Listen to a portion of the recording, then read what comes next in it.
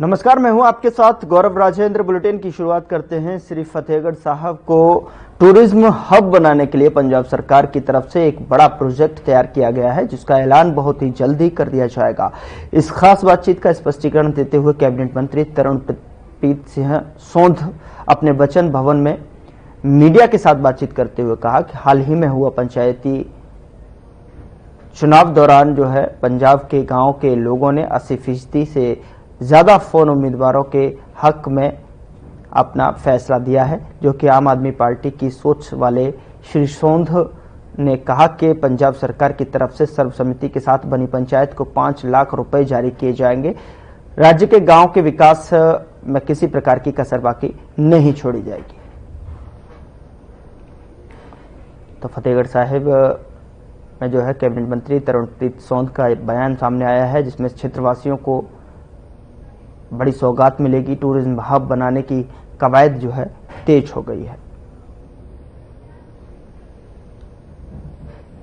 Cabinet मंत्री तरुणप्रीत सोंध का बयान आया है कि किसी भी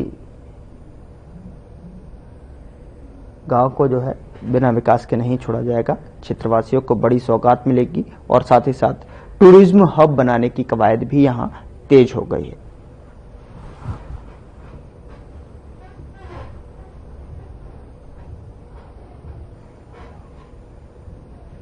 देखो, ये लोकतंत्र की सब तो वड्डी जित हुई है। मुख्यमंत्री सरदार भगवंत मान जी की अगुवाई चल रही जो पंजाब च आम आदमी पार्टी की सरकार है, इको एक सरकार अज तक जी सिर्फ तो सिर्फ मुद्दों के उत्ते गल करती है। साडी जी सारी की सारी सियासत है वह मुद्दों के उत्ते है। सो इस करके डेवलपमेंट के उत्ते गल करते हैं। डेवलपमेंट को लैके जो पिछले 2.5 साल पौने 3 साल तो जो सरकार चल रही है पंजाब ਉਹਦੇ ਕੰਮਾਂ ਨੂੰ ਦੇਖਦੇ ਹੋਏ ਇਸ ਵਾਰ ਤੁਸੀਂ ਦੇਖ ਸਕਦੇ ਹੋ ਪਿੰਡਾਂ ਨੇ ਇੱਕ ਤਰਫਾ ਫਤਵਾ ਜਾਰੀ ਕੀਤਾ ਤੇ ਬੇਸ਼ੱਕ ਸਿੰਬਲ ਤੇ ਇਲੈਕਸ਼ਨ ਨਹੀਂ ਸੀ। ਅਸੀਂ ਵਿਧਾਨ ਸਭਾ 'ਚ ਇਹ ਮਤਾ ਲੈ ਕੇ ਆਏ ਸੀ ਵੀ ਸਿੰਬਲ ਤੇ ਇਲੈਕਸ਼ਨ ਨਹੀਂ ਹੋਊਗੀ, ਪਰ ਹਾਂ ਜਿਹੜੇ ਲੋਕ ਆਮ ਆਦਮੀ ਪਾਰਟੀ ਨੂੰ ਪਿਆਰ ਕਰਦੇ ਸੀ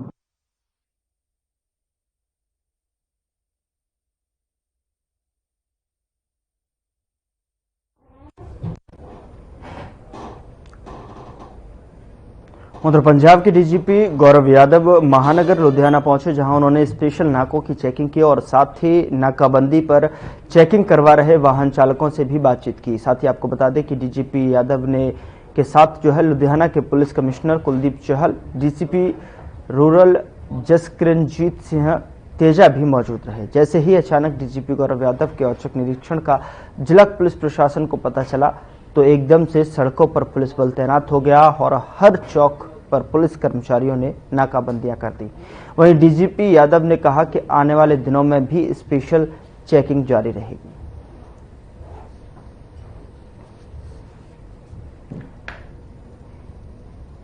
डीजीपी गौरव यादव का औचक निरीक्षण को लेकर जो है पुलिस कमिश्नर भी यहां पर मौजूद रहे और जैसे ही पुलिस महकमे को डीजीपी यादव के आने की औचक निरीक्षण की खबर मिली तो उसके बाद जो है सड़कों पर और नाकों पर पुलिस बल तैनात हो गया।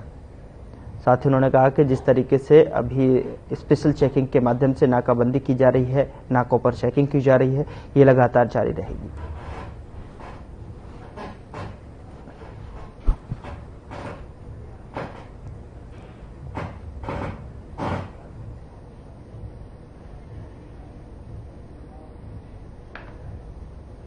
गुरप्रीत हत्याकांड में सांसद अमृतपाल से जो है कनेक्शन के डीजीपी के खुलासे के बाद गुरप्रीत के परिवार का बयान जो है सामने आया है, जिसमें गुरप्रीत के चचेरे भाई सुखप्रीत सिंह ने कहा कि पुलिस जल्द से जल्द सभी आरोपियों को गिरफ्तार करे और कोई निर्दोष न फंसे और कोई भी दोषी न बचे। उन्होंने कहा कि पुलिस को इस मामले में शामिल सभी लोगों को जल्द से जल्द गिरफ्तार करना चाहिए। उन्होंने कहा कि इस मामले में किसी भी दोषी पक्ष को बख्शा नहीं जाना चाहिए और किसी भी निर्दोष को फंसाया नहीं जाना चाहिए।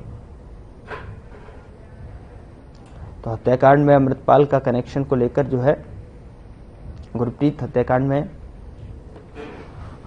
अमृतपाल का कनेक्शन और इस कनेक्शन को लेकर जो है गुरप्रीत के चचेरे भाई सुखप्रीत का बयान सामने आया है, जिसमें कि पुलिस से जल्द जो है गिरफ्तारी करने की मांग की है और साथ ही उन्होंने मांग की है कि इस पूरे मामले में दोषी को बख्शा नहीं जाना चाहिए और निर्दोष को नहीं फंसाना जाना चाहिए।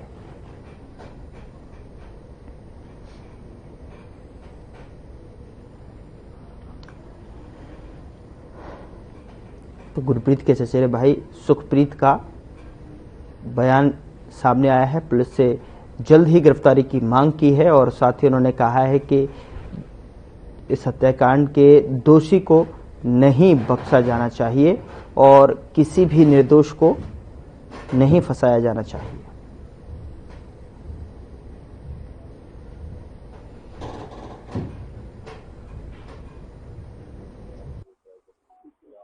ਉਹ ਜਿਹੜੇ ਅਸੀਂ ਇਲਜ਼ਾਮ ਲਾਏ ਸੀਗੇ ਜੀ, ਉਹ ਧਮਕੀਆਂ ਜਿਹੜੀਆਂ ਸਾਨੂੰ ਦਿੱਤੀਆਂ ਗਈਆਂ ਸੀਗੀਆਂ ਉਹਨਾਂ ਦੇ ਬੇਸਿਸ ਤੇ ਲਾਏ ਗਏ ਸੀਗੇ।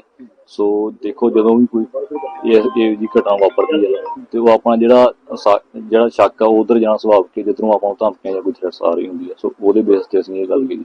ਨਾਮ ਹੈ ਜਿਹੜੇ ਬੰਦਿਆਂ ਵੱਲੋਂ ਧਮਕੀਆਂ ਦਿੱਤੀਆਂ? ਧਮਕੀਆਂ ਵੇਖੋ ਜੀ, ਇੱਕ ਵੀਡੀਓ ਸਰਕੂਲੇਟ ਮੀਡੀਆ ਦੇ ਵਿੱਚ ਹੋ ਹੀ ਰਹੀ ਆ, ਉਹ ਕਾਫੀ ਹੋ ਚੁੱਕੀ ਆ। ਉਹ ਪੁਲਿਸ ਦੇ ਕੋਲ ਵੀ ਹੈਗੀ, ਪ੍ਰਸ਼ਾਸਨ ਦੇ ਕੋਲ ਵੀ ਹੈਗੀ। ਪਿੱਪਲ ਸਿੰਘ ਨਾਂ ਦਾ ਜਿਹੜਾ ਇੱਕ ਆਸਟ੍ਰੇਲੀਆ ਤੋਂ ਬੰਦਾ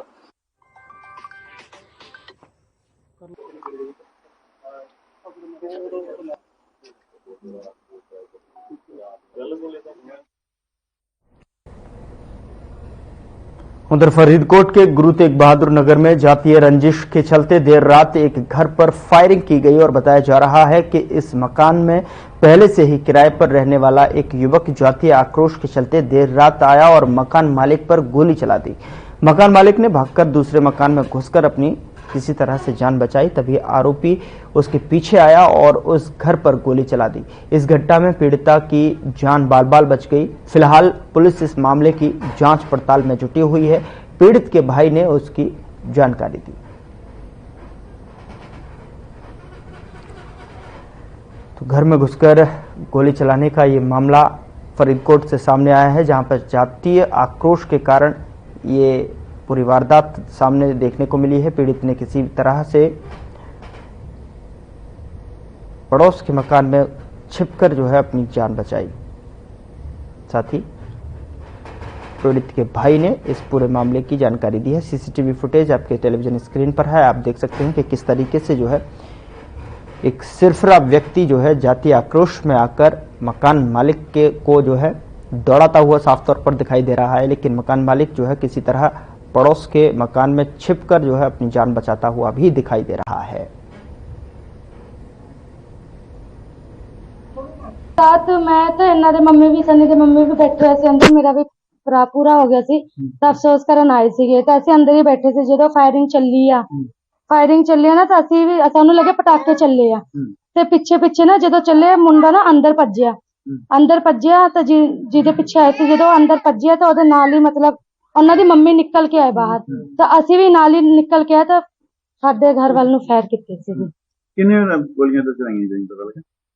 सानू तो लगता सी पटाके चले, 2-3 तो शायद चले ही सी जी। ਇਹ ਮਾਮਲਾ ਹੀ ਕੋਈ ਰੰਜਿਸ਼ ਨਹੀਂ, ਇਹ ਪੁਰਾਣਾ ਆਪਣੇ ਕਿਰਾਏ ਤੇ ਰਹਿੰਦਾ ਰਿਹਾ ਜੀ। ਉਹਦਾ ਨਾਮ ਰਵੀ ਹੈ ਜੀ। ਆਪਣੇ ਕਿਰਾਏ ਤੇ ਰਹਿੰਦਾ ਰਿਹਾ ਜੀ, ਕਿਰਾਏ ਤੇ 3-4 ਸਾਲ ਰਿਹਾ। ਕਿਰਾਏ ਤੇ ਰਹਿਣ ਤੋਂ ਬਾਅਦ ਅਸੀਂ ਇੱਥੋਂ ਵੀ ਇਹਦੇ ਭਰਾ ਨੇ ਛੋਟੇ ਨੇ ਚੋਰੀ ਚਾਰੀ ਕੀਤੀ। ਇੱਕ ਦਿਨ ਮੇਰੇ ਮਹੱਲੇ ਵਾਲੇ ਮੈਨੂੰ ਕਹਿੰਦੇ ਵੀ ਐਂ ਕਰਕੇ ਨਾ ਵੀ ਜਾਂ ਤਾਂ ਇਹਨੂੰ ਕੱਢਦੇ ਨਹੀਂ ਤਾਂ ਤੇਰੇ ਤੇ ਪਏ। ਅਸੀਂ ਇਹਨੂੰ ਤੋਰਤਾ ਇੱਥੋਂ, ਇਹ ਰਹਿਣ ਲੱਗ ਪਿਆ ਬੰਚਾਕੀ ਰੋਡ ਤੇ ਇਹਨਾਂ ਨੇ ਘਰ ਲੈ ਲਿਆ ਆਪਦਾ, ਉੱਥੇ ਰਹਿਣ ਲੱਗ ਪਏ। ਉਦੋਂ ਬਾਅਦ ਨਾ ਮੇਰੇ ਛੋਟੇ ਭਾਈ ਨਾਲ ਤੂੰ ਮੈਂ ਪੁਰਾਣੀ ਹੁੰਦੀ ਰਹੀ ਤੇ ਇਹਨੇ ਮੈਨੂੰ ਫੋਨ ਕੀਤਾ ਇੱਕ ਦਿਨ, ਕਹਿੰਦਾ ਬਈ ਬਹਿ ਕੇ ਗੱਲ ਕਰਨੀ ਆ। ਮੈਂ ਕੋਈ ਨਾ ਬਹਿ। ਉਦੋਂ ਬਾਅਦ ਸਰਪੰਚੀ ਦੇ ਇਲੈਕਸ਼ਨ ਚੱਲ ਪਏ, ਮੈਂ ਇਲੈਕਸ਼ਨਾਂ 'ਚ ਸੀਗਾ ਜੀ ਤੇ ਅਸੀਂ ਅੱਜ ਕੱਲ ਬਹਿਣਾ ਸੀਗਾ ਤੇ ਮਤਲਬ ਕਿ ਐਤਵਾਰ ਬਹਿਣਾ ਸੀਗਾ। ਬਹਿਣ ਖਾਤਰ ਬਈ ਇਹਨੂੰ ਨਾ ਇਹ ਕੱਲ ਆ ਕੇ ਆਹ ਵਾਕਾ ਕਰਕੇ ਸਾਨੂੰ ਪਤਾ ਨਹੀਂ ਸੀ। ਮੈਂ ਰਾਤ ਮੇਰਾ ਮਿੱਤਰ ਬਿਮਾਰ ਸੀਗਾ, ਮੈਂ ਉੱਥੇ ਪਤਾ ਲੈਣ ਗਿਆ ਸੀ।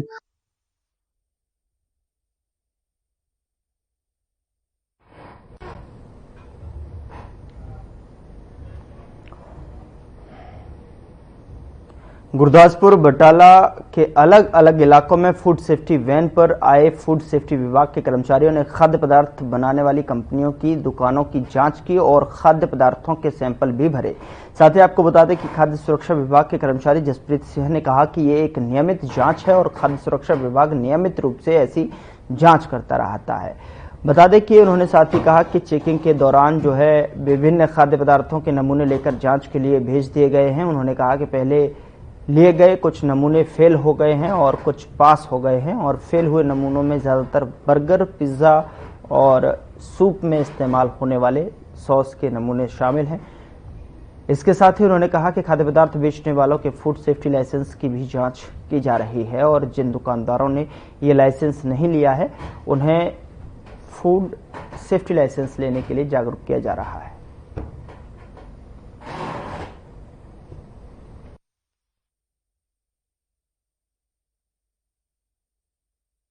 फूड सेफ्टी विभाग ने जांच की और कई दुकानों से खाद्य पदार्थों के सैंपल भी लिए हैं।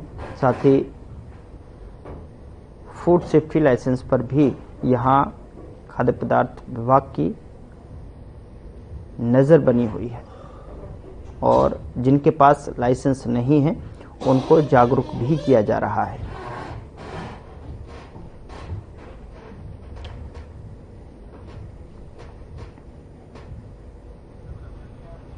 डिपार्टमेंट ਤੋਂ ਅੱਜ ਨਾ ਸੈਂਪਲਾਂ ਦੀ ਚੈਕਿੰਗ ਹੋ ਰਹੀ ਬਟਾਲੇ ਏਰੀਏ 'ਚ।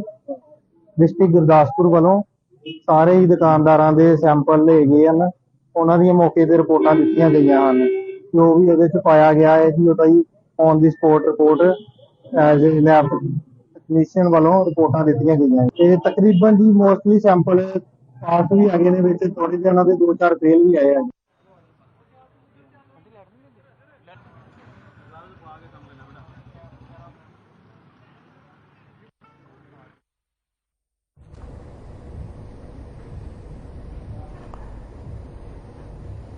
उधर जलालाबाद में चोरों के हौसले बुलंद नजर आ रहे हैं। चोरों ने गुरुद्वारा को निशाना बनाया है। आपको बता दें कि 3 गांवों में एक ही रात 3 गुरुद्वारा साहिब से गोलक चोरी होने का मामला सामने आया है। बताया जा रहा है कि जलालाबाद के गांव घुबाया, चकमोचनवाला और ज्वालेवाला गांव के श्री गुरुद्वारा साहिब में चोर दाखिल हुए, जो गुरुद्वारा साहिब में रखी गुल्लक उठा कर ले गए।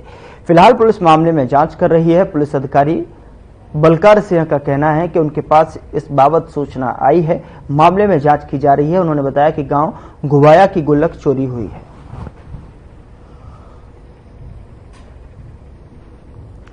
तो चोरों के किस तरीके से हौसले बुलंद हैं कि वो तीर्थ स्थलों को भी अपना निशाना बनाने से नहीं चूक रहे हैं। मामले की जांच में पुलिस लगातार जुटी हुई है। उन्होंने बताया कि इस बाबत जो है शिकायत उनके पास मिली है। घुबाया गांव में जो है गुरुद्वारा में गुल्लक चोरी हुई है। तस्वीरें सीसीटीवी फुटेज की आपकी टेलीविजन स्क्रीन पर है। आप देख सकते हैं कि किस तरीके से एक निडर व्यक्ति गुरुद्वारा में दाखिल होता है और वहां से गुल्लक उठाकर सफाई के साथ वहां से फरार हो जाता है।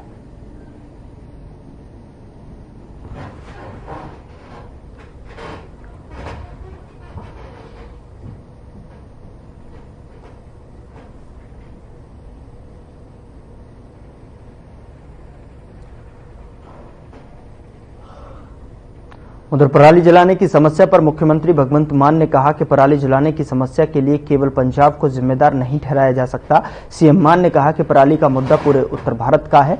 इसके समाधान के लिए सभी राज्यों, केंद्र सरकार के साथ एक बैठक बुलाएं और जिसमें विशेषज्ञों और वैज्ञानिकों को भी आमंत्रित किया जाए।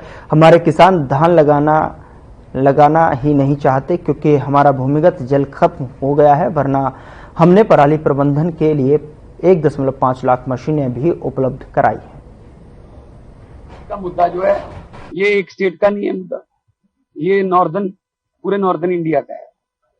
इसके लिए मैं पहले भी कह चुका हूं, प्रधानमंत्री जी अगर यूक्रेन का युद्ध रुकवा सकते हैं, ऐड आती है ना, पापा युद्ध रुकवा दिया था मोदी जी ने, तो यहाँ का धुआं नहीं बंद करवा सकते। बैठाओ, सारी स्टेटों को बिठाओ, बुलाओ और कंपनसेशन दो। कोई उसके नतीजे साइंटिस्टों को बुलाओ। पंजाब का किसान नहीं चाहता, पहली बात तो धान भी चाहता है कि मैं ना उगाऊं, पानी नहीं है हमारे पास, वाटर लेवल जो है हमारा नीचे चला गया। देखो ये पराली का मुद्दा जो है ये एक स्टेट का नहीं है मुद्दा, ये पूरे नॉर्दर्न इंडिया का है। इसके लिए मैं पहले भी कह चुका हूं, प्रधानमंत्री जी अगर यूक्रेन का युद्ध रुकवा सकते हैं, ऐड आती है ना, पापा युद्ध रुकवा दिया था मोदी जी ने, तो यहाँ का धुआं नहीं बंद करवा सकते। बैठाओ, सारी स्टेटों को बिठाओ, बुलाओ और कंपनसेशन दो। कोई उसके नतीजे साइंटिस्टों को बुलाओ। पंजाब का किसान नहीं चाहता, पहली बात तो धान भी चाहता है कि मैं ना उगाऊं, पानी नहीं है हमारे पास, वाटर लेवल जो है हमारा नीचे चला गया। देखो ये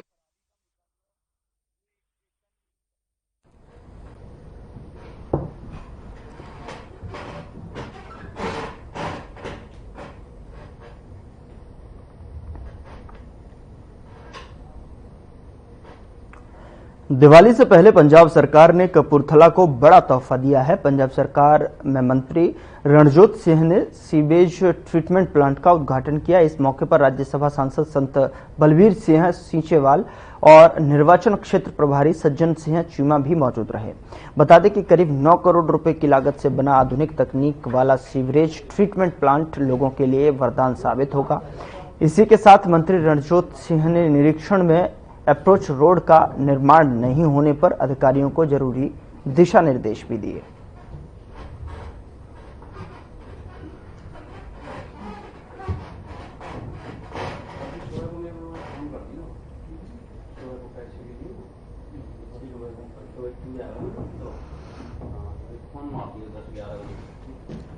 मंत्री रणजोत सिंह ने इसका उद्घाटन किया और साथ ही अप्रोच रोड ना होने की वजह से तो यहां पर उन्होंने अधिकारियों को दिशा निर्देश भी दिए।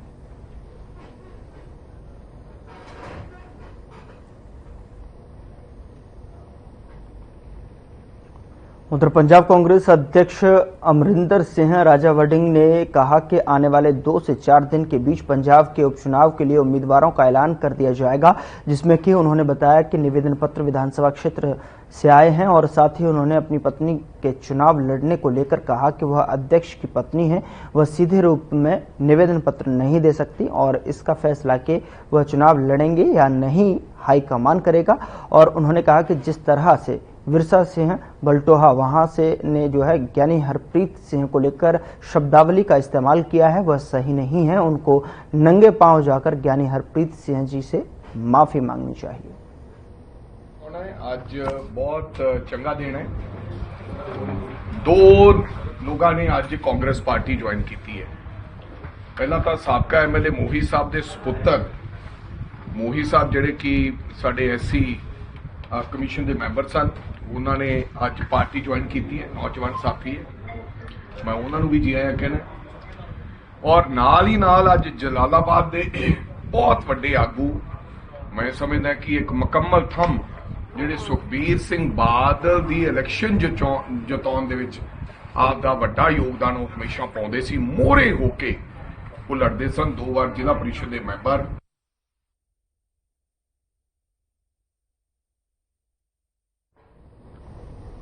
उधर पंजाब में सड़क दुर्घटनाएं लगातार बढ़ती जा रही हैं। आपको बता दें कि तेज रफ्तार वाहनों के कारण हर दिन लोगों की जानें जा रही हैं। ताजा मामला नाभा का है, जहां मोटरसाइकिल सवार जसकरण सिंह जो 12वीं कक्षा का छात्र था और ट्यूशन के लिए गांव पलाया से नाभा आ रहा था, उसकी नाभा के ग्रिड चौक पर सड़क दुर्घटना में मौत हो गई। बताया जा रहा है कि मोटरसाइकिल के बस के नीचे आ जाने के कारण यह दर्दनाक हादसा हुआ है। पूरी घटना को लेकर मौके पर पुलिस के जांच अधिकारी ने कहा कि हम जांच कर रहे हैं कि यह हादसा कैसे हुआ। तो वहीं मृतक के रिश्तेदार जसकरण सिंह ने कहा कि तेज रफ्तार बस के कहर ने हमारे लड़के को मौत के मुंह में पहुंचा दिया।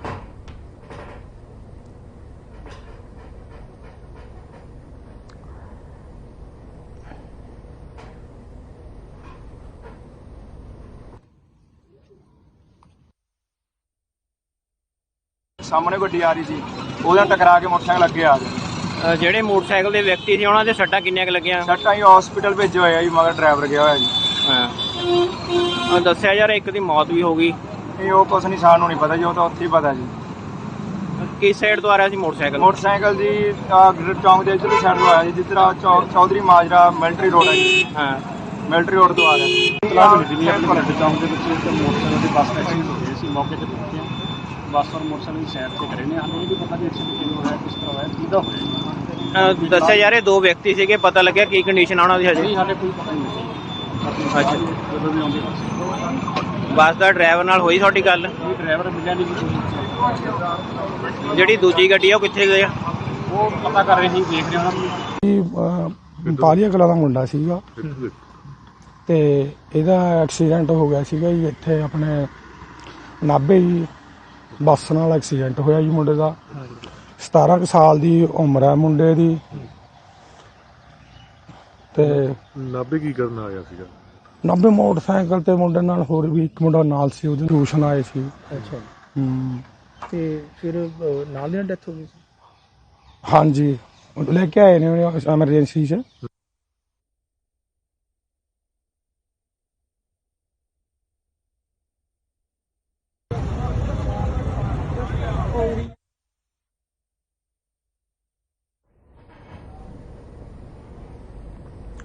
अक्सर युवा अपने घर के हालात सुधारने के लिए विदेश जाते हैं और विदेश जाने का चलन पंजाब में सबसे ज्यादा देखा जाता है। इस बीच घर के हालात सुधारने के लिए बेटा विदेश में गया था। यहां वह एक हादसे का शिकार हो जाता है और ऐसा ही कुछ देखने को मिला जिला पठानकोट के भोआ में, जहां गांव धूपसड़ी का एक युवक पैसे कमाने के लिए अमेरिका गया। यहां उसकी 2 साल बाद उसकी वहीं रहस्यमय परिस्थितियों में मौत हो गई, जिसके बाद परिवार शोक की लहर में और परिवार अपने बेटे से मृतक को पंजाब लाने की मांग कर रहा है। बेटा करीब 2 साल पहले काम के लिए अमेरिका गया था और वह घर में एकमात्र कमाने वाला था। मृतक के 2 छोटे छोटे बच्चे हैं, जिनमें एक बेटी और एक बेटा है। घर लाया गया ताकि परिवार उनकी अंतिम प्रार्थना कर सके।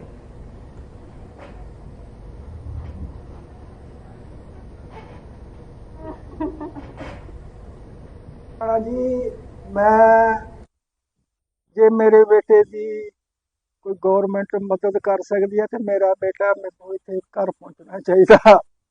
मैं उसका मुंह देखना बच्चे का, मैं अपने बच्चे का मुंह देखना, और रिश्तेदारों ने मुंह देखना, सारे ने मुंह देखना होगा।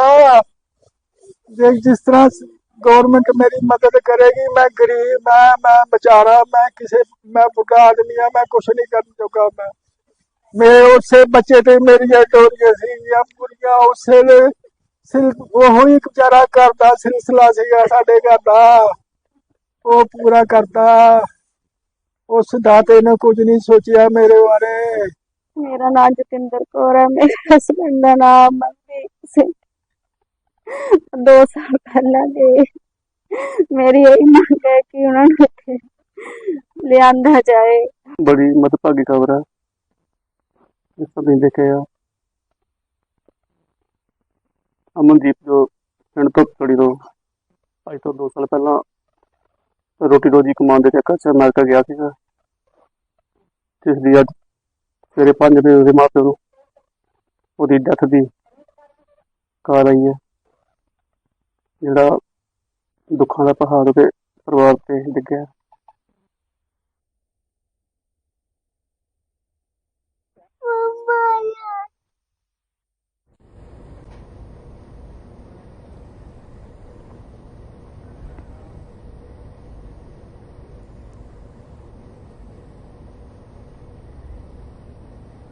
फिलहाल बुलेटिन में इतना ही। नमस्कार।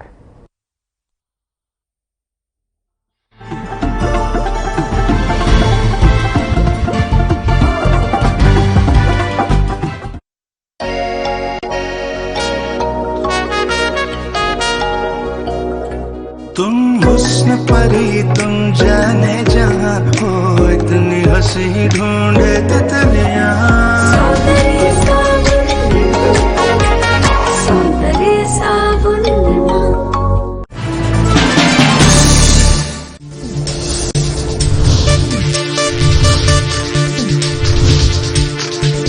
साधना इंस्टीट्यूट के छात्र हर साल नए नए जगहों पर, नए नए संस्थानों पर काम करने के लिए जाते हैं, उन्हें प्लेसमेंट मिलता है और साथ ही साथ वो संस्थानों का और साधना इंस्टीट्यूट का नाम भी रोशन करते हैं। तो अगर आप इलेक्ट्रॉनिक मीडिया, मास कम्युनिकेशन में अपना करियर बनाना चाहते हैं तो साधना इंस्टीट्यूट आपके लिए एक सबसे बढ़िया विकल्प है। Through constant innovation, the group provides its clients with value-added, environment-friendly products. We are committed to provide quality products and services at optimum cost with the continuous improvement in the quality management system. Producing high-value paper, making us India's largest producer of branded papers, fine papers and packaging broad segments. For focused on customers in all our operations. Hence, extensive investments are made towards people and people practices. KRPL world's leading eco-friendly paper from agro residue. अधिकांश लोगों की धारणा है कि आयुर्वेदिक इलाज slow और लंबा होता है और गंभीर रोगों को हैंडल नहीं कर सकता, लेकिन जीवा आयुर्वेद ने लोगों की सोच को बदल कर रख दिया है। जीवा आयुर्वेद ने 20 लाख से अधिक पेशेंट्स की पर्सनलाइज्ड चिकित्सा की है और 400 से अधिक स्टाफ आपकी सेवा में अवेलेबल है। यदि आपको लगता है कि आपकी बीमारी ठीक नहीं हो रही है तो एक बार जीवा आयुर्वेद में जरूर कॉल करिए। तो अभी तुरंत 70 42 40 40 40 पर कॉल करिए। क्या रंग खिला, क्या रूप सजा, मैंने ही नहीं दुनिया ने कहा।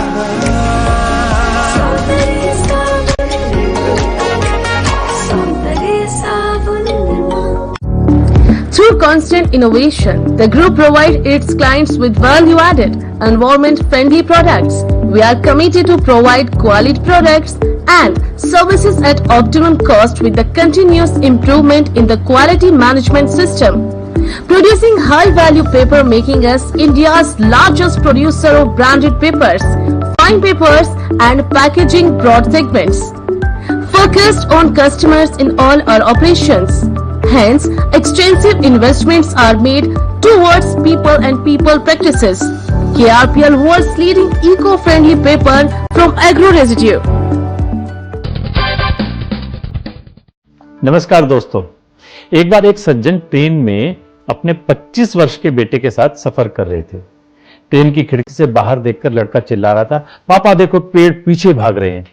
पिता मुस्कुराया, लेकिन पास बैठा व्यक्ति इस युवक के बचकाने व्यवहार से थोड़ा परेशान हो गया। उसको अजीब सा लगा।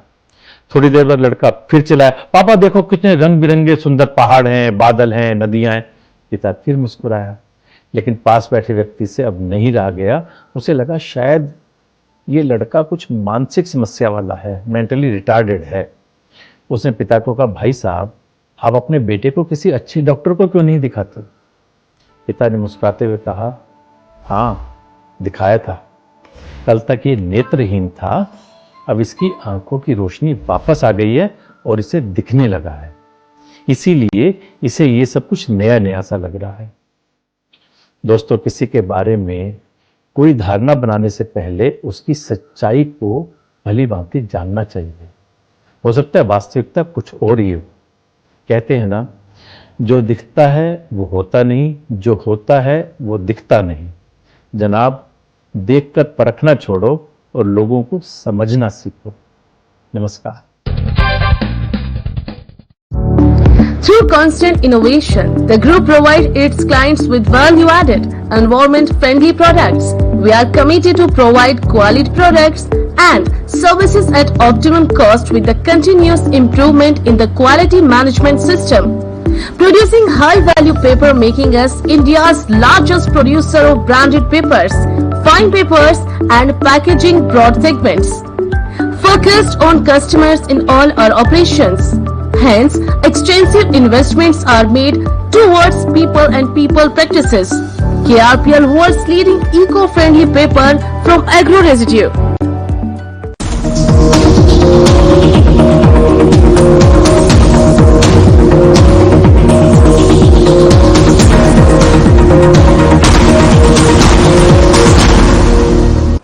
और बुलेटिन का आगाज करेंगे। राजस्थान में 7 विधानसभा सीटों पर उपचुनाव होने हैं। विधानसभा उपचुनाव में देवली उनगारा सीट से विजय बैंसला को बीजेपी से टिकट देने की मांग को लेकर दौसा गुर्जर समाज के लोगों ने बीजेपी प्रदेश अध्यक्ष मदन राठौर को पत्र लिखा है। गुर्जर समाज के लोगों ने कहा कि समाज के सभी संगठनों का कहना है कि विजय बैंसला पहले आसींद से टिकट मांग रहे थे। पार्टी ने पूर्वी राजस्थान में गुर्जर समाज के वोट लेने के लिए देवली उनियारा से चुनाव मैदान में उतारा था। वहां वो राजनीतिक साजिश के कारण चुनाव हार गए थे। उसके बाद से वो लगातार पिछले 1 साल से देवली उनियारा की जनता की सेवा कर रहे हैं। अब उपचुनाव में भारतीय जनता पार्टी से प्रत्याशी बनाने की मांग की है। उन्होंने कहा कि अगर उपचुनाव में भारतीय जनता पार्टी विजय बैंसला का टिकट काटती है तो वो विजय बैंसला की राजनीतिक हत्या होगी और गुर्जर समाज का अपमान होगा, जिसका प्रभाव आगामी उपचुनाव की सभी सीटों पर पड़ेगा। इसको लेकर दौसा गुर्जर समाज के लोगों ने बैंसला को उम्मीदवार बनाने की मांग की है। गुर्जर आरक्षण संघर्ष समिति जिलाध्यक्ष करौली, हम बीजेपी के जो आला कमान है उनसे मिले, प्रदेश अध्यक्ष साहब से है और उनसे निवेदन किया है कि देवली उनियारा का जो टिकट है विजय बैंसला जी को दिया जाए, क्योंकि पिछला जो चुनाव हुआ था उसमें वो आसन से चुनाव लड़ना चाहते थे, लेकिन पार्टी ने उनको देवली उनियारा से जो टिकट दे दिया था और उसका बीजेपी को भरपूर फायदा मिला। गुर्जर समाज ने एक मत होके और 80% वोटिंग बीजेपी के खाते में गई, बीजेपी को वोट दिया और उससे बीजेपी की सरकार बन गई। अब आज अगर उस टिकट को विजय बैंसला जी को नहीं देकर अन्यत्र किसी और को दिया जाता है तो गुर्जर समाज में इस चीज का, गुर्जर समाज की तरफ से इस चीज का मतलब विरोध किया जाएगा और बीजेपी को उसका खामियाजा भोगना पड़ेगा। 7 सीटों पर इसका बहुत गहरा असर पड़ेगा। तो इससे मतलब क्या आला कमान से हमारा निवेदन है, इसलिए विजय बैंसला जी को टिकट दिया जाए। और राजस्थान सरकार में कैबिनेट मंत्री और झोटवाड़ा से लोकप्रिय बीजेपी विधायक कर्नल राज्यवर्धन राठौड़ जनसेवा जन सुविधाओं को लेकर इंटीग्रेटेड प्लानिंग के तहत बेहतरीन विकास कार्यों के लिए जनता के दिलों में खास जगह बनाई है और प्रधानमंत्री नरेंद्र मोदी के मूल मंत्र सबका साथ, सबका विकास, सबका विश्वास और सबका प्रयास से विकसित झोटवाड़ा विकसित राजस्थान के संकल्प को साकार कर रहे हैं। और इसी कड़ी में कर्नल राज्यवर्धन को जो है राठौड़ ने बुधवार को जयपुर विकास प्राधिकरण जेडीए, नगर निगम, भारतीय राष्ट्रीय राजमार्ग प्राधिकरण और परिवहन और यातायात विभाग के अधिकारियों के साथ विकास की परियोजनाओं की प्रगति, जन कल्याण योजनाओं के क्रियान्वयन और प्रशासनिक सुधारों और आगामी नीतिगत पहलों पर विस्तृत चर्चा की है। इसी के साथ ही साथ आपको बता दें कि अधिकारियों को कार्य में तेजी लाने, पारदर्शिता सुनिश्चित करने, जनता की शिकायतों का त्वरित निराकरण करने और सरकारी योजनाओं का लाभ अंतिम व्यक्ति तक पहुंचाने के लिए निर्देश दिए हैं।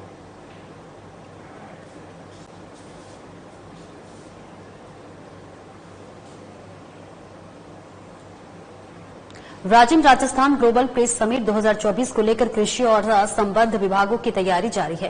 कृषि और उद्यानिकी विभाग के शासन सचिव राजन विशाल ने बताया कि 24 अक्टूबर को होटल मेरियट दुर्गापुर और जयपुर में प्रेस समिट का आयोजन किया जा रहा है। इस समिट का उद्देश्य राज्य को निवेश का प्रमुख केंद्र बनाना और कृषि उद्यानिकी, पशुपालन, डेयरी, मत्स्य और सहकारी विभाग की प्री समिट के सफल आयोजन के लिए शुक्रवार को पंत कृषि भवन के सभाकक्ष में शासन सचिव कृषि और उद्यानिकी के अध्यक्षता में समीक्षा बैठक का आयोजन हुआ। उन्होंने बताया कि प्री समिट के लिए अब तक कृषि और संबद्ध विभागों के 527 निवेशकों के 17,754 करोड़ रुपए से ज्यादा निवेश के एमओयू प्राप्त हो चुके हैं, जिसमें कृषि विपणन के 486, कृषि के 23, उद्यानिकी के 122, पशुपालन के 3, मत्स्य विभाग के 2, राजस्थान जैविक प्रमाणीकरण संस्था के 9 और राजस्थान राज्य बीज निगम के 4 निवेशकों के प्रस्ताव प्राप्त हुए हैं।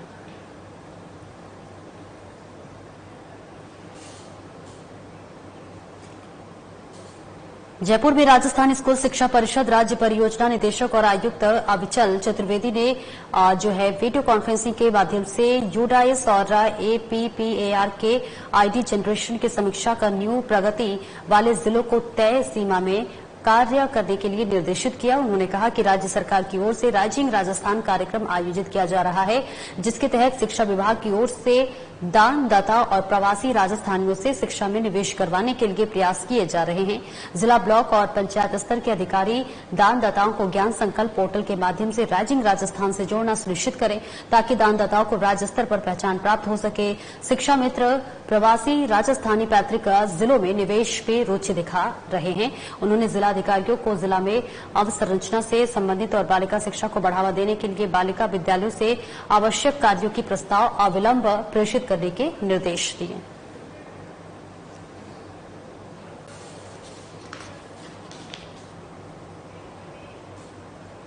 और जयपुर, ग्रामीण और दो जिलों की जिला स्तरीय इन्वेस्टर्स मीट का आयोजन 8 नवंबर 2024 को राजस्थान इंटरनेशनल सेंटर जयपुर में किया जाएगा। जिला स्तरीय इन्वेस्टर्स मीट के सफल आयोजन के लिए कलेक्ट्रेट सभागार में संबंधित विभागों की समीक्षा बैठक का आयोजन हुआ।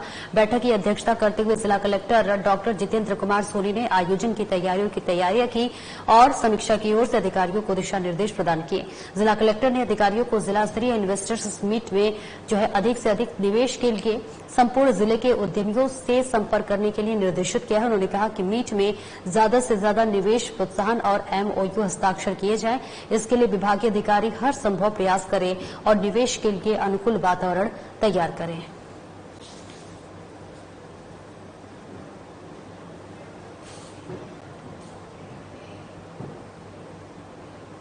माइंस और पेट्रोलियम विभाग के प्रमुख शासन सचिव टी रविकांत ने माइनिंग स्टेक होल्डर्स से सीधा संवाद किया। इस दौरान प्रमुख सचिव ने कहा कि rising Rajasthan global investment summit प्रदेश में औद्योगिक निवेश, रोजगार सृजन, आर्थिक सामाजिक विकास, राजस्व की दृष्टि से नई इबारत लिखने का लिखा जा रहा है। राजस्थान का माइनिंग सेक्टर देश प्रदेश के आर्थिक विकास का प्रमुख सेक्टर होने से हमें 8 नवंबर को जयपुर में आयोजित प्री समिट और दिसंबर में आयोजित इन्वेस्टमेंट समिट में अधिक से अधिक निवेश प्रस्ताव लेकर आगे आना है।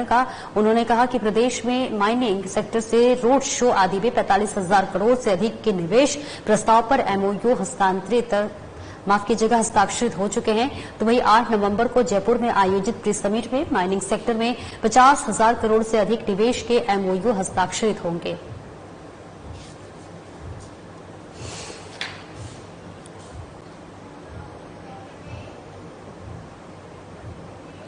और जनस्वास्थ्य अभियांत्रिका विभाग और भू जल विभाग मंत्री कन्हैयालाल की अध्यक्षता में जालोर, पाली, सिरोही, सांचौर विभाग की समीक्षा बैठक का आयोजन शुक्रवार को सर्किट हाउस में किया गया। बैठक को संबोधित करते हुए कैबिनेट मंत्री ने कहा कि सभी अधिकारी विभिन्न स्तर पर किए गए कार्यों की गुणवत्ता जांच के लिए नियमित रूप से मॉनिटरिंग करें। उन्होंने गुणवत्ता विहीन कार्यों पर ठेकेदारों के खिलाफ सख्त कार्रवाई करने की बात कही है। साथ ही कहा कि सभी अधिकारी पूर्ण संवेदनशीलता के साथ काम करते हुए जनप्रतिनिधियों की तरफ से उनके क्षेत्रों के संबंध में बताई गई समस्याओं का प्राथमिकता से निस्तारण करें। उन्होंने जिलों में विभिन्न प्रोजेक्ट्स के तहत अब तक किए गए कार्य और लंबित कार्यों की स्थिति जानी। साथ ही कहा कि कार्य की पूर्णता का मतलब पानी की सुचारू आपूर्ति है, अतः सभी अधिकारी इसके लिए ये सुनिश्चित करें कि कार्य पूर्ण होने के बाद पानी की सुचारू आपूर्ति हो रही है या नहीं। उन्होंने विभिन्न कार्यों में गुणवत्ता, समयावधि, भुगतान सहित अन्य विषयों में लापरवाही पर संबंधित अधिकारियों की जिम्मेदारियां तय करते हुए कार्रवाई करने की बात कही।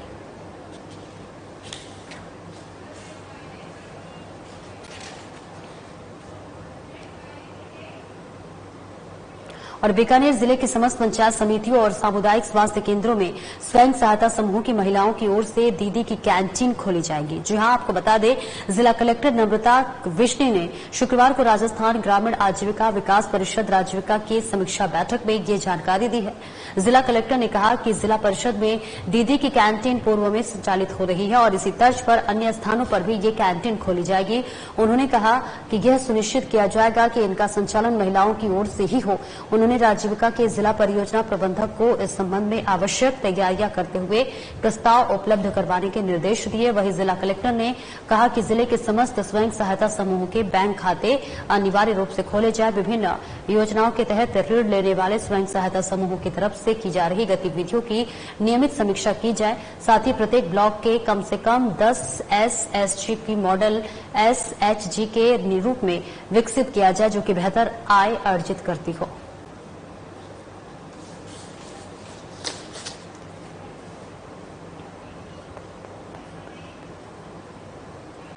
बीकानेर कलेक्टर नम्रता विष्णु ने शुक्रवार को नगर निगम, UIT और PWD के अधिकारियों के साथ बैठक की।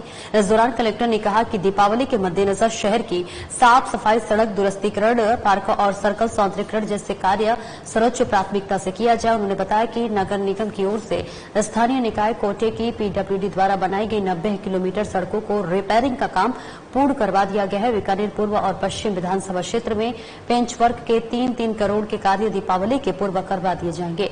साथ ही बताया कि सार्वजनिक निर्माण की तरफ से पेंच वर्क के 48 में से 38 कार्य करवा दिए गए हैं। नगर विकास न्यास की तरफ से मरम्मत योग्य 35 किलोमीटर में से 21.62 किलोमीटर सड़कों को दुरुस्त किया गया है। उन्होंने बचे हुए कार्य को अगले 1 सप्ताह में पूर्ण करने के निर्देश दिए हैं।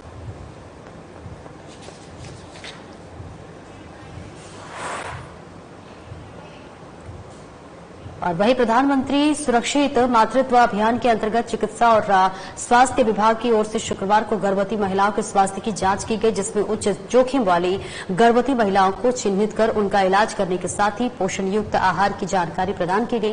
गौरतलब है कि राज्य सरकार स्तर के निर्देशानुसार अब प्रत्येक माह की 9, 8 और 27 तारीख को प्रधानमंत्री सुरक्षित मातृत्व अभियान का आयोजन किया जा रहा है।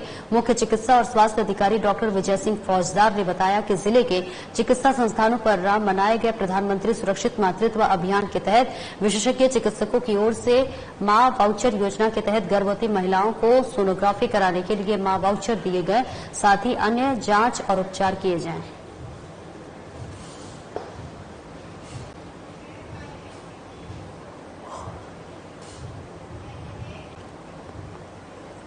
प्रदेश में अवैध कनेक्शन के विरुद्ध संचालित अभियान के दौरान 16 अक्टूबर 2024 तक 18,523 अवैध जल कनेक्शन चिन्हित किए गए। इनमें से 16,548 हटाए गए और 980 नियमित किए गए। अभियान के तहत अवैध कनेक्शन लेने वालों के विरुद्ध 17,11,000 रुपए की पेनल्टी लगाई और वही अवैध कनेक्शन लेने वाले के विरुद्ध 12 एफआईआर भी दर्ज करवाए गए हैं। सर्वाधिक 2,365 अवैध कनेक्शन जयपुर शहर में हटाए गए।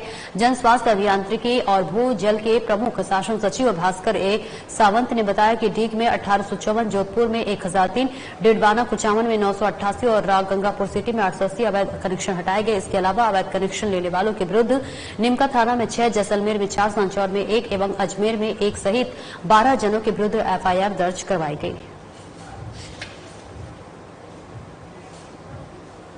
तो तस्वीरें आपको दिखा रहे जयपुर से, जहां अवैध जल कनेक्शन के खिलाफ अभियान चलाया जा रहा है। अभियान संचालित की गई है। तस्वीरें आपके टीवी स्क्रीन पर जयपुर से दिखा रहे हैं, जहां 16,548 अवैध जल कनेक्शन हटाए गए हैं। तो वही आपको बता दें कि पेनल्टी भी लगाई गई है, जहां पर 17,11,000 रुपए की पेनल्टी लगाए जाने की खबर सामने आ रही है। फिलहाल आपको बता दें कि प्रदेश में अवैध कनेक्शन के विरुद्ध संचालित अभियान के दौरान 16 अक्टूबर 2024 तक और 18,523 अवैध जल कनेक्शन चिन्हित किए गए। इसमें 16,548 हटाए गए और 980 अभियान नियमित किए गए। अभियान के तहत अवैध कनेक्शन लेने वालों के विरुद्ध 17,11,000 रुपए नियमित किए गए हैं, पेनल्टी लगाई गई है। तो वही अवैध कनेक्शन लेने वालों के विरुद्ध 12 एफआईआर भी दर्ज किए गए हैं। वही इस कार्रवाई की गई है, जहां पर सर्वाधिक 2,365 अवैध कनेक्शन जयपुर शहर से हटाए गए हैं। तो जन स्वास्थ्य अभियांत्रिकी और भूजल के सब प्रमुख शासन सचिव भास्कर एस सावंत ने बताया कि डिग में 1854 और इसके अलावा तमाम जगह से कनेक्शन हटाए गए हैं।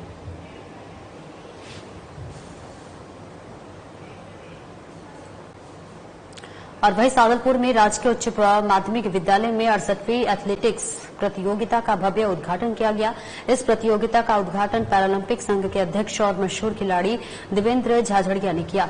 देवेंद्र झाझड़िया, जो कि खुद पैरालंपिक खेलों में स्वर्ण पदक विजेता रह चुके हैं, उन्होंने खिलाड़ियों को प्रोत्साहित किया और उन्हें खेलों में उत्कृष्टता प्राप्त करने के लिए प्रेरित किया। उन्होंने कहा कि खेलों में भाग लेना शारीरिक और मानसिक विकास के लिए आवश्यक है और इसी के माध्यम से व्यक्ति अनुशासन, मेहनत और समर्पण के महत्व को समझता है। इसी कार्यक्रम में सीबीईओ बबलेश शर्मा, विद्यालय के प्रधानाचार्य सुरेंद्र पुनिया, बीजेपी नेता महावीर पुनिया और वेद प्रकाश पुनिया विशेष अतिथि के रूप में उपस्थित रहे। इन गणमान्य व्यक्तियों ने भी खिलाड़ियों को शुभकामनाएं दी और उन्हें भविष्य में और ऊंचाइयों तक पहुंचाने के लिए प्रेरित किया।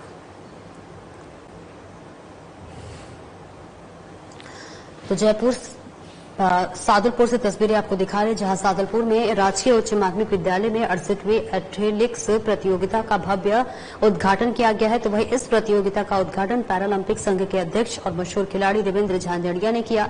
वही देवेंद्र झाझड़िया, जो खुद पैरालंपिक खेलों में स्वर्ण पदक विजेता रह चुके हैं, उन्होंने खिलाड़ियों को प्रोत्साहित किया और उन्हें खेलों में उत्कृष्टता प्राप्त करने के लिए प्रेरित किया है। उन्होंने कहा कि खेलों में भाग लेना शारीरिक और मानसिक विकास के लिए आवश्यक है और इसी के माध्यम से व्यक्ति अनुशासन, मेहनत और समर्पण के महत्व को समझता है। इसी कार्यक्रम में सीबीईओ बबलेश शर्मा, विद्यालय के प्रधानाचार्य सुरेंद्र पुनिया और इसी के साथ साथ बीजेपी नेता महावीर पुनिया और वेद प्रकाश पुनिया विशेष अतिथि के रूप में मौजूद रहे। इन गणमान्य व्यक्तियों ने भी खिलाड़ियों को शुभकामनाएं दी हैं और उन्हें भविष्य में ऊंचाइयों तक पहुंचने के लिए प्रेरित किया।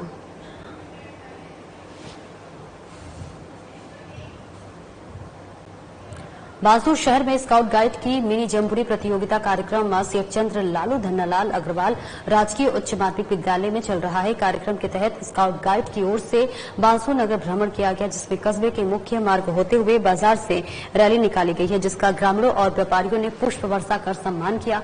नगर भ्रमण रैली कस्बे के गिरधारी दास मंदिर पहुंची। वह इस दौरान स्काउट गाइड के पदाधिकारी, स्कूल के अध्यापक और अध्यापिका मौजूद रही। इस रैली में जिले के 190 स्कूलों ने भाग लिया है। 20 अक्टूबर को स्काउट गाइड मिनी जम्बूरी का समापन किया जाएगा।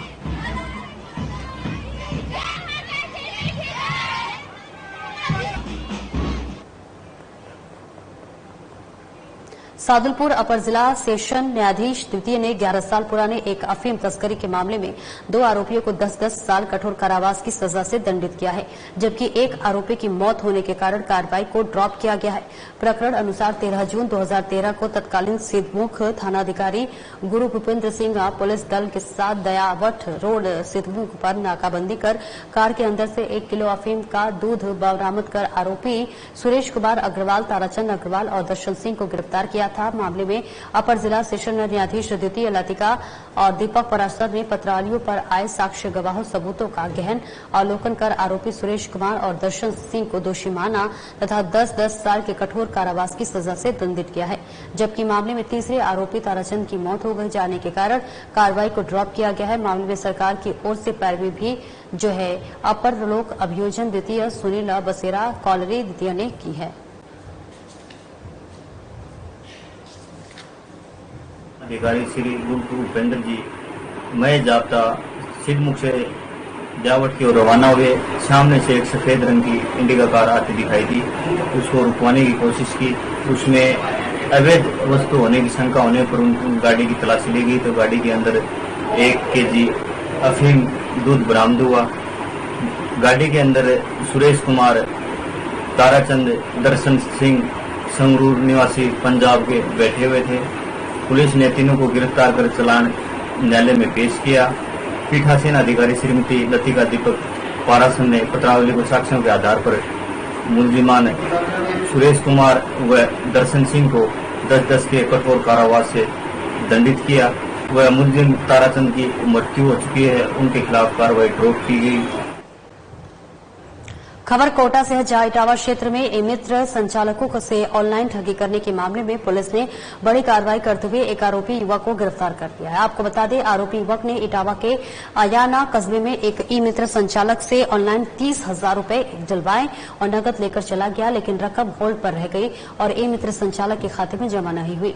जिसके बाद ई-मित्र संचालक ने आयाना थाना में मामला दर्ज करवाया, जिस पर इटावा डीएसपी शिवम जोशी के निर्देशन में इटावा सीआई मंगेलाल यादव ने जांच शुरू की और जांच की कार्रवाई करते हुए महाराजपुरा जिला अलवर निवासी अनीस पुत्र शमसू मेव को गिरफ्तार किया है। आरोपी युवक ने इटावा क्षेत्र में अन्य ई-मित्र संचालकों के साथ भी ठगी की है।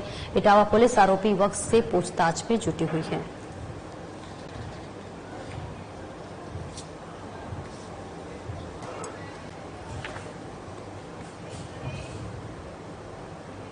राजस्थान किसान आयोग के अध्यक्ष सीआर चौधरी ने गुरुवार को पंत कृषि भवन में कृषि एवं संबद्ध विभागों की समीक्षा बैठक का आयोजन किया गया, जिसमें विभागों से भौतिक, वित्तीय प्रगति और किसानों के लिए चलाई जा रही योजनाओं की जानकारी ली गई।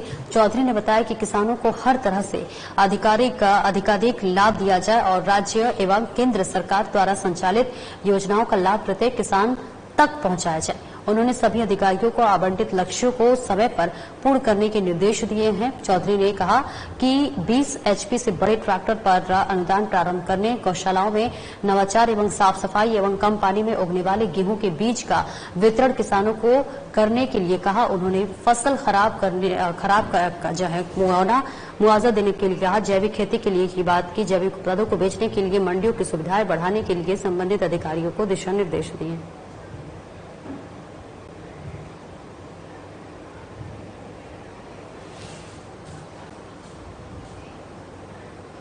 वर्ल्ड ट्रॉमा डे पर जागरूकता एवं प्राथमिक उपचार सभा का आयोजन किया गया। इस दौरान ओपीडी में आए मरीज और परिवारजनों के साथ ट्रॉमा दिवस मनाया गया। मौके पर मरीजों और परिजन के बच्चों को सुरक्षित रखने के लिए घरों में सेफ वाल्मीकि हेलमेट और सीट बेल्ट की उपयोगिता, धड़कन व सांस रोकने की पहचान से सीपीआर की विधि, चोट लग जाने के उपरांत रक्तस्राव रोकने के तरीके और गंभीर दुर्घटनाओं रोगियों को अस्पताल पहुंचने के लिए गुड सैमेरिटन कानून के तहत जानकारी साझा की गई।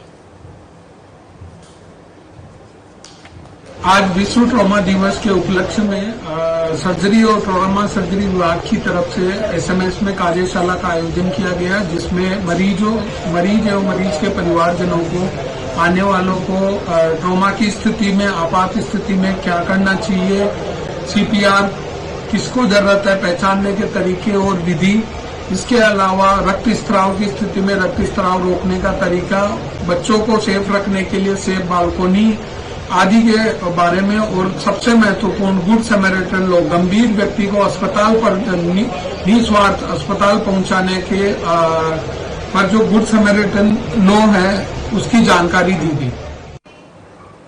जयपुर विकास प्राधिकरण द्वारा जोन 1 में आदेश के बावजूद लगाए गए कंटेनर, तारबंदी इत्यादि को हटवाकर उक्त भूमि को कब्जा अतिक्रमण मुक्त करवाया गया। जोन 10 में इकोलॉजिकल जोन होटल देवी रतन के पास जेडीए स्वामित्व की करीब 22 बीघा बेशकीमती सरकारी भूमि पर अवैध कॉलोनी बसाने के प्रयास को विफल किया गया और सरकारी भूमि को कब्जा अतिक्रमण मुक्त करवाया गया। साथ ही निजी खातेदारी करीब 3 बीघा कृषि भूमि पर नवीन अवैध कॉलोनी को पूर्णतः ध्वस्त किया गया। इसके अलावा कई ऐसे अवैध अतिक्रमण पर प्रशासनिक डंडा चला।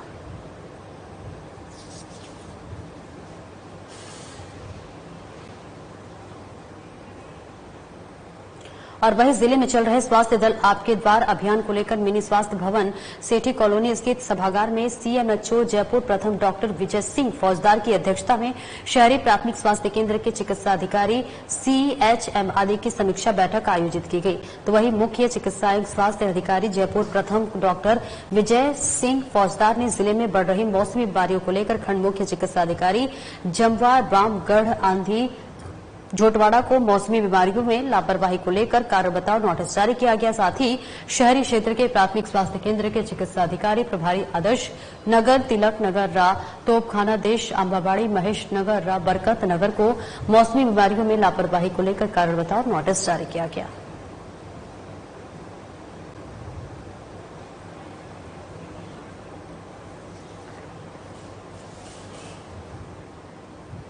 कोटा जिले की रामगंज मंडी के सोने मकान में बुधवार देर रात चोरों ने 6 लाख रुपए की चोरी की वारदात को अंजाम दे दिया है और इस दौरान चोर घर में रखी नकदी और सोने चांदी के आभूषण चुराकर फरार हो गए।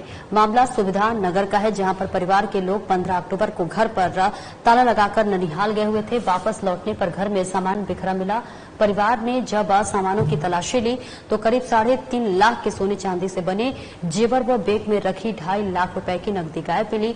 इसके बाद पीड़ित परिवार ने पुलिस को मामले की शिकायत दर्ज कराई है, जिस पर पुलिस करीब 1:30 बजे घटनास्थल पहुंची और मामले की जानकारी लेकर आसपास लगे सीसीटीवी कैमरों की जानकारी ली है। पड़ोसी का फोन आया कि आपका ताला लगा हुआ है, तो मैंने मेरे बड़े भाई साहब को फोन करा, मैंने कि आप घर आओ वहाँ देखो। फिर यहाँ हम वो भी आ गए, उन्होंने देखा तो 3 बाहर का ताला टूटा हुआ था, अंदर के दोनों कमरे के ताले टूटे हुए, कपाट का ताला टूटा हुआ, सारे बॉक्स बाहर, ज्वेलरी के भी कुछ मेरी छोटी मोटी रकमें मेडल की थी जो सब ले गए और मेरे बैग में जो 2.5 लाख रुपए कैश थे, व्यापारिक पैसे थे वो ले।